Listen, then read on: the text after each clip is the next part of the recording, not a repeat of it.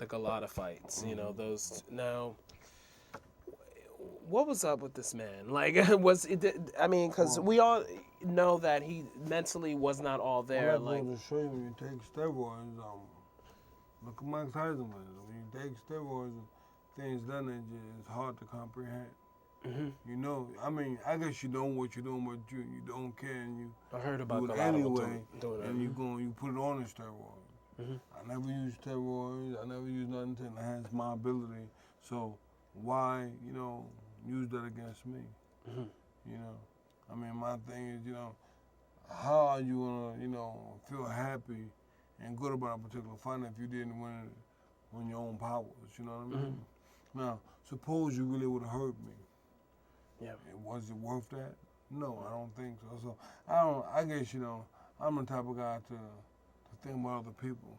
I don't want to hurt you. I just want to win. And if I can win by knocking you out, getting a TKO, what have you, that's all. And we know that's part of the sport, but I don't want to maim you.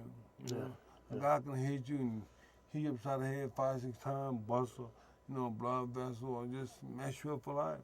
Yeah. And I just feel like, from one fighter to another, he didn't care about that. See, I care about my opponents and, who I spar with. I'm not trying to hurt them. And I think, as much as life is on mine, it's not worth it. But other than that, there were two great, exciting fights. That's for sure. With Golota, like definitely, like. Well, between you and me, I'm gonna tell you something. I'm gonna tell the world something that people don't know. I was drugged before each fight. You what? I was drugged before each fight. Really? Really. Now let me explain something. You watch Riddick Bowe fight and you see how I perform. And I remember in the second fight, I know for a fact I was drugged. A guy who was giving me my meds, throughout training camp, he came to me and said, "Hey, Bo, take this." And so you trust, you start to trust people because they're around and you think, I'm thinking he's giving me something that's going to give me energy and I'm going to feel real good about it. Well, 50 minutes before the fight, I started feeling weak as a dog. Yeah. And I guess with me having such a big heart, I could have went back to the corner and quit. And I know that there were a lot of people hoping and praying that would happen. But the dog in me wanted to go down like that. That's right. And so I continued to fight and, you saw the outcome. But he was so stupid. He was winning the fight. Why continue to hit me low? Both the fights, right? Right. Yeah. Why still continue to hit me low? And so I went by disqualification. But at the end of the day, the thing is, what God has for me is for me. So no matter what man may, try to alter, God got me covered. Riddick, I know you fought in December and you won that fight, in 8 rounds and everything. And but there's a lot of concern, including personally for myself, about whether you're ready, whether you're ready to get back in the ring and everything. Like, just talk about how committed you are. Well, you see, there's a way to do this thing and a way not to do this thing. What I want to do is train, get to where I need to be. Then I'm going to fight. I'm going to fight, several times. And after a year, so 18 months, then I would like to fight Klitschko for the championship.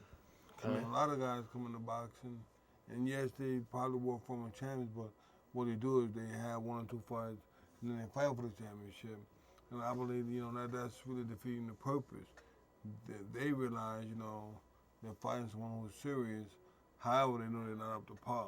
And so, to me, it's really like they just fighting for the money. And eventually, they know they're going to get knocked down or they're going to get beat.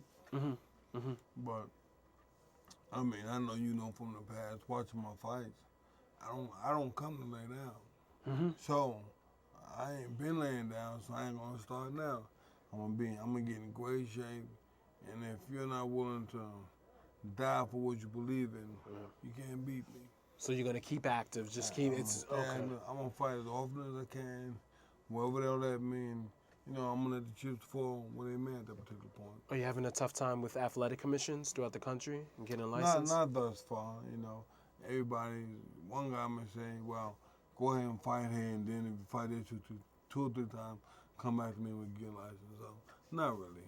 Okay. Well, just. But I'm gonna tell you what, if someone does give me a hard time, we're gonna come back to the show and we're gonna expose them and ask them why are they giving Riddick Bowe such a hard time. Yeah. Because Big Daddy is up to par. I'm up to par, baby. It's an honor once again to have you on the Well, show, thanks for having sir. me. And I grew up admiring you, and just to sit right next to you to talk about your life and career. It's an honor and pleasure. Yes. Oh, You yes. see that? Yes. So where the money, baby? Show me the money. Eventually, when I get that moolah, I'll definitely let you know. That's what's up.